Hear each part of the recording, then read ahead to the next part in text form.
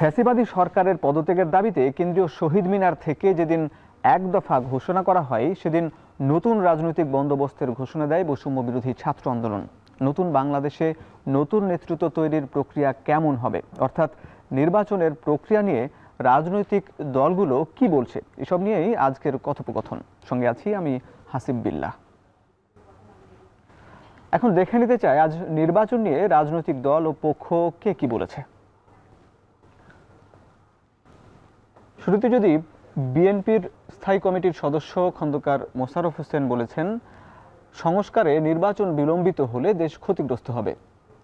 এরপর দেখি জামাত ইসলামীর সেক্রেটারি জেনারেল অধ্যাপক মিয়া গোলাম পরর বলেছেন, ডিসেম্বরের পর নির্বাচনী রোডম্যাপ ঘোষণা করে ২৫ সালের মধ্যে নির্বাচন শেষ করা যেতে পারে। এছাড়া নির্বাচন ব্যবস্থা সংস্কার কমিশনের প্রধান ডক্টর বদিউল আলম মজুমদার বলেছেন, বাংলাদেশে নির্বাচন ব্যবস্থা ভেঙে পড়েছে, অবাধ ও সুষ্ঠু নির্বাচনে প্রতিবন্ধকতা চিহ্নিত করতে হবে।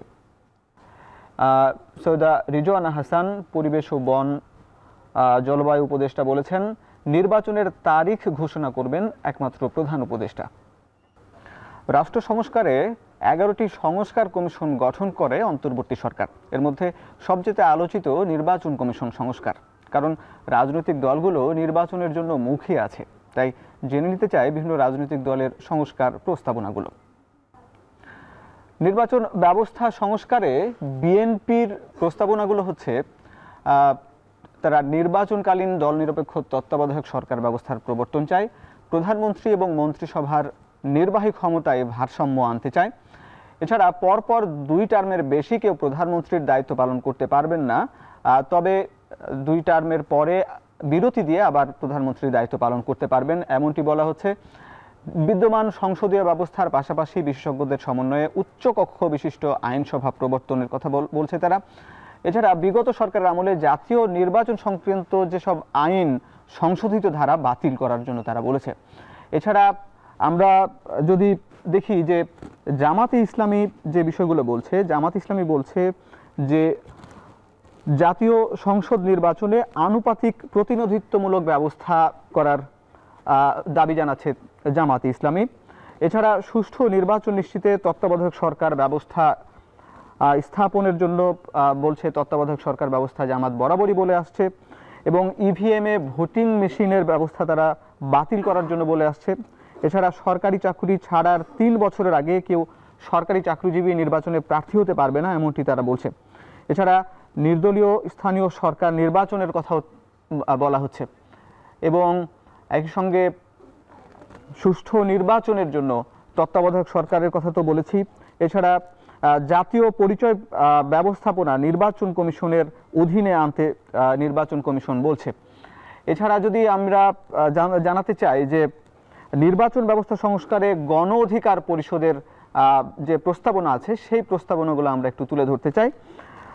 নির্বাচন কমিশন সংস্কারে গণ অধিকার পরিষদ বলছে যে জুলাই বিপ্লবে গণহত্যাকারী আওয়ামী লীগ ও তার দোসরদের নির্বাচনে অযোগ্য ঘোষণা করতে হবে, এবং নির্বাচন কমিশনের সদস্য সংখ্যা বাড়াতে হবে, এবং একসঙ্গে তারা বলছে যে দ্বিকক্ষে বিশিষ্ট আইনসভা প্রবর্তন করতে হবে, এবং উচ্চকক্ষে ১০০ আসন, নিম্নকক্ষে ৩০০ আসনের কথা তারা বলছে।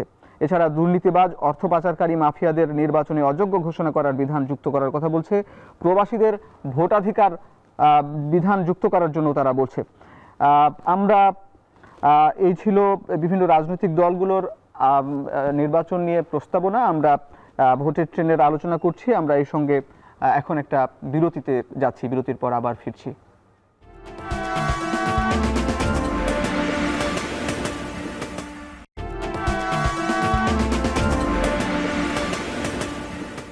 বিরতির পর স্বাগত, দেখছেন ভোটের ট্রেন। গণ অভ্যুত্থানে নেতৃত্ব দেয়া ছাত্র জনতার সমন্বয়ে গঠিত যে জাতীয় নাগরিক কমিটির সংস্কার প্রস্তাব নিয়ে আরও আমরা বিস্তারিত জানতে চাই। এই মুহূর্তে বাংলা মোটর থেকে যুক্ত হচ্ছেন জাতীয় নাগরিক কমিটির সদস্য সালেউদ্দিন সিফাত। সিফাত, আপনার কাছে জানতে চাই যে বিদ্যমান যে নির্বাচন কমিশন আছে বা এর আগে যে এই কমিশনের অধীনে নির্বাচন হয়েছে, তো বর্তমান নির্বাচন কমিশনের সমস্যাগুলো কোথায় আপনারা চিহ্নিত করেছেন এবং আপনাদের প্রস্তাবনাগুলো কি সে বিষয়টা আপনার কাছ থেকে জানতে চাই। জি, ধন্যবাদ জানাচ্ছি। প্রথমত বলতে হয় যে বর্তমান যে নির্বাচন কমিশন গঠিত হয়েছে সেটি বেসিকলি প্রধান নির্বাচন কমিশনার এবং অন্যান্য নির্বাচন কমিশনার নিয়োগ আইন 2022, যেটি একটি ফ্যাসিবাদী কালা কানুন, এই ফ্যাসিবাদী আইনেই কিন্তু সেটি গঠিত হয়েছে এবং আমরা কিন্তু এর বিরুদ্ধে জোর প্রতিবাদ জানিয়েছি। নির্বাচন কমিশন সংস্কার যে কমিশনটি আছে সেই সংস্কার কমিশনের কোনো প্রস্তাবনা আসার আগেই, তারা কি প্রস্তাব করেছে সেটি জানার আগেই আমরা যে একটা নির্বাচন কমিশন পেয়ে গেলাম, এটা কোনোভাবেই গণতান্ত্রিক হয়নি, এটি কোনোভাবেই ফেয়ার হয়নি। আমরা এর বিরুদ্ধে জাতীয় নাগরিক কমিটি জোর প্রতিবাদ জানিয়েছিল। আপনি জেনে থাকবেন যে প্রধান নির্বাচন কমিশনার ও অন্যান্য নির্বাচন কমিশনার নিয়োগ আইন 2022 নিয়ে বিএনপি তার রাষ্ট্র মেরামতের 31 দফা যে রূপরেখা, সেখানে কিন্তু তারা এই আইনটিকে সংস্কারের কথা বলেছিল। তো আমরা সেই আইনের কোনো সংস্কার দেখিনি এখন পর্যন্ত, বরং সেই আইনেই আমরা দেখলাম যে একটি নির্বাচন কমিশন নিয়োগ হলো, কিন্তু জাতীয় নাগরিক কমিটি ব্যতীত অন্যান্য যে সকল রাজনৈতিক দল আছে, অন্য যে সকল রাজনৈতিক মত পক্ষ আছে, তারা কিন্তু এর বিরুদ্ধে জোরসোর কোনো প্রতিবাদ তারা জানায়নি, যেটি আমাদের কাছে নিন্দনীয় মনে হয়েছে। আর আমরা মনে করি যে নির্বাচন অবশ্যই রাষ্ট্রিক যে গণতন্ত্রায়ন সেটার উত্তরণের একটি ধাপ, তবে নির্বাচনই কেবলমাত্র ধাপটি নয়, কেবলমাত্র একমাত্র ধাপ নয়। আর নির্বাচনকে যদি মিনিংফুল হতে হয়, অর্থবহ হতে হয়, তাহলে অবশ্যই সেটিকে ন্যায্য হতে হবে, অংশগ্রহণমূলক হতে হবে এবং প্রতিদ্বন্দ্বিতামূলক হতে হবে। আমি তিনটি কথা বলেছি, ন্যায্য, অংশগ্রহণমূলক, প্রতিদ্বন্দ্বিতামূলক হতে হবে। এখন অংশগ্রহণ মানে কেবলমাত্র যে রাজনৈতিক দলগুলোর অংশগ্রহণ এমনটি নয়, বরং যত জনগণ আছে, রাজনৈতিক দলগুলোর যত সমর্থক আছে, অর্থাৎ পিপল অ্যাট লার্জ, তারা যাতে এই নির্বাচনে অংশগ্রহণ করতে পারে সেই পরিস্থিতি, সেই পরিবেশ সেটিকে নিশ্চিত করতে হবে। এবং এর পাশাপাশি আমরা আরেকটি জিনিস বলেছি যে প্রতিদ্বন্দ্বিতামূলক। আপনার কাছে যদি ইকুয়ালি কম্পিটিং কিছু চয়েস না থাকে, তাহলে আপনি ক্ষমতাকে কিন্তু চেক দিতে পারবেন না। ক্ষমতাকে চেক দিতে হলে আপনার একটা ইকুয়ালি কম্পিটিং চয়েস লাগবে।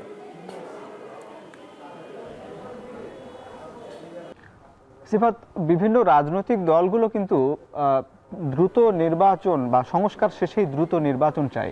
বিশেষ করে জামাত ইসলামীর পক্ষ থেকেও যেটি বলা হচ্ছে যে তারা আগেই সংস্কার শেষে নির্বাচন, কিন্তু সংস্কারটা যেন দ্রুত হয়। বিএনপিও বলছে যেন ন্যূনতম সংস্কার শেষেই যেন নির্বাচনটা দেওয়া হয়। আসলে এই বিষয়ে আপনি কি বলবেন? এবং এর সঙ্গে যেহেতু আমি শুরুই করেছিলাম যে নতুন রাজনৈতিক বন্দোবস্তের কথা বলা হচ্ছে, তো সেই জায়গায় নাগরিক কমিটি কি প্রত্যাশা করে এবং কি সংস্কার আসলে এই মুহূর্তে দরকার? জি, যেমনটি আমি বলেছিলাম, এর উত্তরটি আসলে আমরা ফিরে যাব গণ অভ্যুত্থানে যে স্লোগানগুলো আছে সেই স্লোগানগুলোতে। গণ অভ্যুত্থানের স্লোগানগুলো দেখলেই আমরা বুঝতে পাবো যে তরুণরা তারা কি রাষ্ট্রের গুণগত পরিবর্তন চেয়েছে নাকি কেবলমাত্র নির্বাচনের মাধ্যমে সরকার চেয়েছে। আপনি দেখবেন তরুণরা স্লোগান লিখেছিল, the biggest Bangladeshi dream is to reform Bangladesh. তারা আগে বলতো the biggest Bangladeshi dream is to leave Bangladesh, কিন্তু তারা সেখান থেকে পরিবর্তিত হয়ে বলেছে the biggest Bangladeshi dream is to reform Bangladesh. এছাড়াও আপনি দেখবেন যে কোনো এক জায়গায় কিছু তরুণী স্লোগান দিচ্ছিল যে কে এসেছে, পুলিশ এসেছে, কি করছে, স্বৈরাচারের পা চাটছে। এই স্লোগানের মধ্যেই কিন্তু পুলিশি ব্যবস্থা সহ রাষ্ট্রের যতগুলো কাঠামো আছে, রাষ্ট্রের যতগুলো প্রতিষ্ঠান আছে, সেগুলোর মধ্যে গুণগত পরিবর্তনের সংস্কার নিয়ে আসার একটা বাসনা লুক্কায়িত ছিল। এবং এটি যে শুধুমাত্র 24 সালে হয়েছে এমন না, এটাকে আপনারা থ্রো ব্যাক টু 2018, 2018 সালে আমরা যে নিরাপদ সড়ক চাই আন্দোলন করেছিলাম, সেখানেও কিন্তু আমরা একটা কথা দেখতে পেতাম যে রাষ্ট্র সংস্কারের কাজ চলছে, সাময়িক অসুবিধার জন্য দুঃখিত, রাষ্ট্র মেরামতের কাজ চলছে, সাময়িক অসুবিধার জন্য দুঃখিত। ফলে এই বাংলাদেশের তরুণ জনগোষ্ঠী, তাদের কাছে সংস্কার প্রশ্নটি, রাষ্ট্রকে মেরামত করার প্রশ্নটি সবচেয়ে বেশি মুখ্য।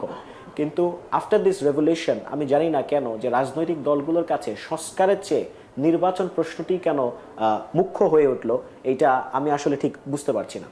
আবার রাজনৈতিক দলগুলো ব্যাপারে অনেকে বলে থাকেন যে অনেকে বলেন যে রাজনৈতিক দলগুলোকে নির্বাচনে জিতে সংস্কার করতে পারবে না।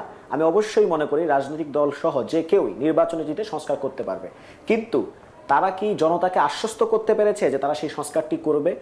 জনতা যখন দেখে যে টাকার বিনিময়ে কোথাও এজাহার থেকে আওয়ামী লীগের কারো নাম বাদ গিয়েছে, জনতা যখন দেখে যে ফ্যাসিবাদীকে ফ্যাসিবাদী বলা যাবে না বা ফ্যাসিবাদীকে ফ্যাসিবাদী বললে কারো মনে কষ্ট হয়, জনতা যখন দেখে ফ্যাসিবাদী কোনো আইকনের ছবি সরিয়ে দিলে কারো মনে কষ্ট হচ্ছে, বা জনতা যখন চাঁদাবাজি দেখে, আমি আজকেও দেখেছি একজন জার্নালিস্ট তার ড্রাইভার সহ তিনি হামলার শিকার হয়েছেন স্থানীয় একজন বিএনপির নেতার দ্বারা। তো তাহলে এই যে ঘটনাগুলো, এগুলোর মধ্য দিয়ে কিন্তু জনতাকে আশ্বস্ত করা যাচ্ছে না। জনতাকে যদি আশ্বস্ত করা যায় যে তারা রাজনৈতিক দলগুলো নিজেদের নির্বাচনের মাধ্যমে সংস্কার করতে পারবে, তাহলে আমাদের আই থিঙ্ক যে জনতা উইল ডিসাইড। জনতার কোর্টের এখন বর্তমানে জনতা উইল ডিসাইড। ধন্যবাদ সিফাত। নির্বাচনী সংস্কার ইস্যুতে আমাদের সঙ্গে যুক্ত ছিলেন জাতীয় নাগরিক কমিটির সদস্য সিফাত। আমরা এখন এই মুহূর্তে ভোটের ট্রেনে নিচ্ছি একটা বিরতি, ফিরছি একটু পরে।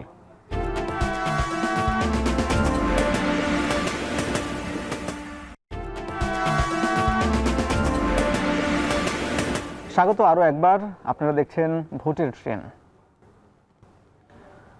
সারা দেশের ৩০০ আসনের মধ্যে আমরা প্রতিদিন একটি করে আসন নিয়ে আমরা আলাপ আলোচনা করি এবং সেই আসনের বিস্তারিত তথ্য আপনাদের জানার চেষ্টা করি, জানানোর। আমরা আজকে জানব রংপুর ২ সংসদীয় আসন নিয়ে। এই রংপুর ২ সংসদীয় আসনটি মূলত তারাগঞ্জ ও বদরগঞ্জ এই দুইটি উপজেলা মিলে গঠিত। এই দুই উপজেলায় মোট ভোটার সংখ্যা ৩,৫৭,০৪৬ জন। এর মধ্যে পুরুষ ভোটার হচ্ছে ১,৭৯,৭৮৬ জন এবং নারী ভোটার ১,৭৭,২৫২ জন। এই ছিল রংপুর ২ আসনের রংপুর ২ এর সংসদীয় আসন ২০-এর। আমরা দেখছেন ভোটের ট্রেনে আমরা নিয়মিতই দিনের গুরুত্বপূর্ণ নির্বাচন নিয়ে যে আলাপ আলোচনাগুলো হয়, অনেক নির্বাচনী পক্ষ, সংস্থা, সংগঠন যে বিষয়গুলো বলেন সেগুলো নিয়ে আমরা আলাপ করেছি এবং নির্বাচনী সংস্কার ইস্যুতে আলাপ করেছি।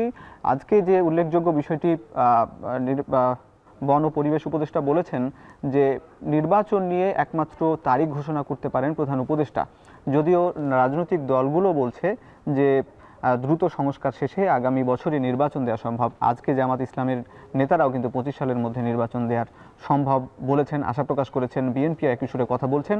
তবে আমরাও সেই বিষয়গুলো আপনাদেরকে জানাতে চাই তথ্য দিয়ে। আমরা আজকের মতন শেষ করছি ভোটের ট্রেনের আজকের পর্ব।